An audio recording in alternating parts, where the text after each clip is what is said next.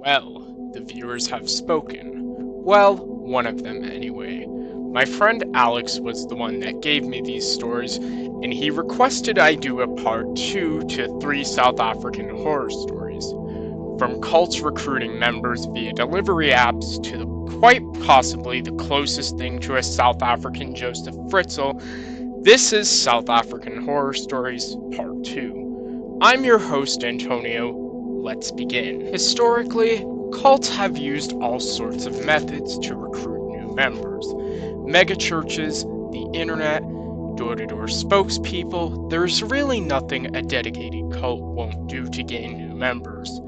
But this is definitely the strangest, yet creepiest method I have ever heard of. Ladies, gentlemen, and fellow non-binary daisies, this is the story of the Deliveroo cult. This story was told to me a month ago by Alex, so it happened around 3 months ago at the time of writing the script for this video. It happened to Alex's friend, who I'll call Lachlan's girlfriend, who I will call Clara. Clara is 19 and works as a Deliveroo driver in Port Elizabeth. She's fully aware of how the city can get at night, so as a solo female, she doesn't deliver after 7 p.m. South African Standard Time, which, if you're actually that interested, is about 1 in the afternoon in my time zone. So, it was 6:57, and she was about to finish her shift, but then she saw there was an order for $47. Looking at the $47 order meant she'd get a big tip, so she thought, alright, I suppose one more order wouldn't hurt. So she picked up the food. But then she saw the address was in a very sketchy neighborhood. But the way the Deliveroo app is designed is really dumb. You can't cancel the order, and you don't get to see the order address until you accept the order. So she was forced to take it. She arrived at an incredibly creepy-looking house, and it was already getting dark out. Like, it was already dusk out. Immediately, she received a message that said, "Come deliver the order right back." She immediately thought, fuck no, and drove off to call the police. The police arrived and arrested 12 men in cult outfits. Clara was smart. Apparently, if she had gone round back, she was doomed to be abducted by these men, and only God knows what they were going to do to her. Understandably, Clara quit her job from Deliveroo that same night and settled working at a clothing store at a mall where she feels much safer, even though the money isn't as good. Now, those of you in the audience with ex-girlfriends, boyfriends, or partners, I want you to think of your worst ex. Maybe they were a fuckboy, not ready to commit. Maybe they remind you of the overly attached girlfriend meme of the early 2010s. Maybe both. But I doubt most people have had an ex as bad as the protagonist of our story does. This is the story of Derek, the crazy ex. So, Alex heard this one from another friend, and he heard it from his older sister, who I will call Annika. When Annika was 13, she had a boyfriend named Derek, and while Derek was nice at first, he quickly became obsessive, possessive, and abusive. This behavior caused her to break up with him. One evening around sunset, when she was walking back home alone after swimming practice, a car stopped and there was a girl around the age of 20 inside. She asked, "Hey, I lost my dog. Have you seen him?" Annika replied no, as any rational individual would do. She then asked, "Can you hop in the car and help me find him?" And again, as any rational individual would do, Annika replied no, and started to walk away at a quicker pace. All of a sudden, she hears, "Let's fucking snatch her," from some man in the back of the car, who she hadn't seen earlier. All of a sudden, she sees 3 men in balaclavas run out from the car. She began running for her life, and luckily there was a house who had their front door open because the owner was having a barbecue. She quickly ran inside and the owners called the cops.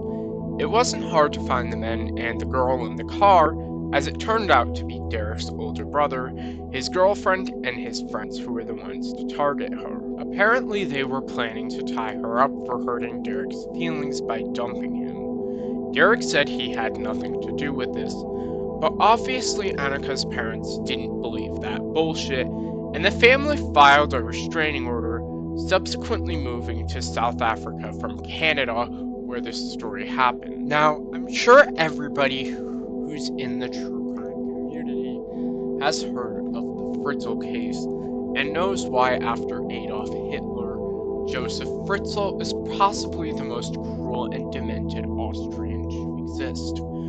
For 24 years, from 1984 to 2008, Fritzl had assaulted, sexually abused, and raped his daughter, Elizabeth, repeatedly during her imprisonment inside a concealed area in the cellar of the family home. Now, you may be wondering why I brought up Fritzl. It's because, while nowhere near as depraved as Fritzl, the villain of this story has many similarities to the Austrian sicko. This, my friends, is the story of Devin the Demon. Remember Vian from the last video? Well, this happened to his friend Kay.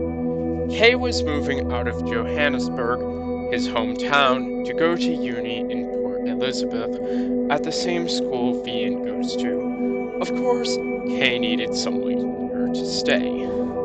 His friend told him a guy called Devin owned a house in Port Elizabeth that he was renting out. Now, Kay already knew Devin since he had met him at parties and stuff, but he didn't know him. They were nothing more than acquaintances.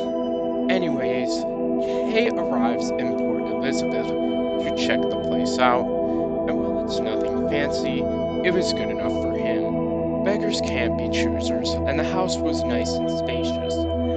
Kay was sold and immediately moved in. He asked Devin why there was a padlock to the attic, though, and Devin replied it was just a small attic where he left some personal belongings and not to worry about it. Kay didn't think much of it. Devin was still pretty much a stranger, so it wasn't too big of a deal that he kept his personal belongings locked away. However, things got weird really fast. Every night when Kay would try to sleep, he would hear a noise that sounded like the walls were moving. At first, he tried not to overthink it. It was probably a bird that got in, he thought. But the noises got so consistent that it would wake Kay up at night. Being the reasonable gentleman he is, Kay called up Devin to ask what could be making the noise.